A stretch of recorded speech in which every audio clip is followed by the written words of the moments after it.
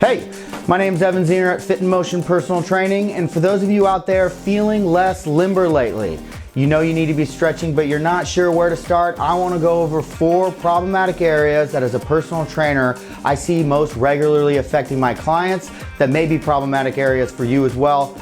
Everyone's different, not all of these muscles are going to be as crucial to stretch for everyone, but it's a good place to start.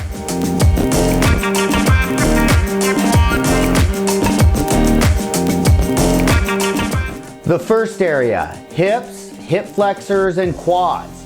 Honestly, this could be broken down into 2 or even 3 sections of stretch, but because they're all really connected, can cause similar problems, and are often due to the same reason, I wanted to group them together. In a world where we sit so much at work, at home, on the couch, in our car, tight quads and hip flexors and hips are so common. Anytime a muscle is put in a shortened state for an extended amount of time, like our hip flexors when we sit, they get tighter.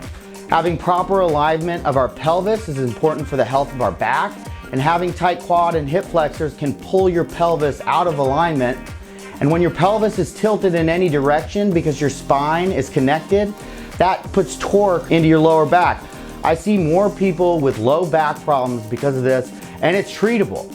The issue is a lot of people don't do anything about it until real damage has already been done, which makes healing their back so much more difficult. The second area is your ankles. You may not think much about stretching your ankles, but I've seen a lot of people whose knees and hips have been bugging them for years, and it was all because they had tight ankles. It's crazy how everything is so connected, but just by the loss of dorsiflexion, or the ability to bring your toes up towards your shins, the only thing you can do to still walk is either take tiny steps or turn your foot outward. That torque then gets absorbed into your knee, which can damage the structure of your knee, causing knee pain.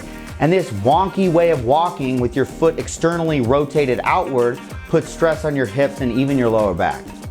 The next area are your hamstrings. Probably the most common and well-known muscles to stretch are the hamstrings. Tight hamstrings, like tight quads and hip flexors, can pull your pelvis out of alignment. Where your hip flexors and quads pull the anterior side of your pelvis down, your front, your hamstrings pull your posterior side down, the back of your pelvis.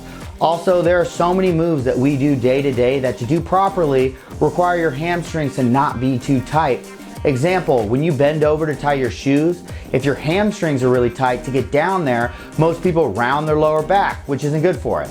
If you do that year after year, tying your shoes the wrong way every day, it could really lead to back pain. Lastly is shoulders. Probably the most common issue I see in men is shoulder problems.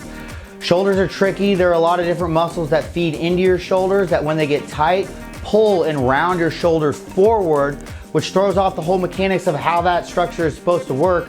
Over time, this rounded shoulder forward posture can damage the tendons in your shoulder, often leading to a rotator cuff or bicep tendon tear that requires surgery to fix. Taking 10 to 15 minutes each day to stretch your problematic areas can keep you away from pain, injury, and keep your body working how you want it to. For more information on how to stretch these areas specifically, click the link down below. That will take you to my blog where I go in depth on how to get that done. My name is Evan Ziener at Fit-InMotion Personal Training, and thank you for taking the time to watch this video.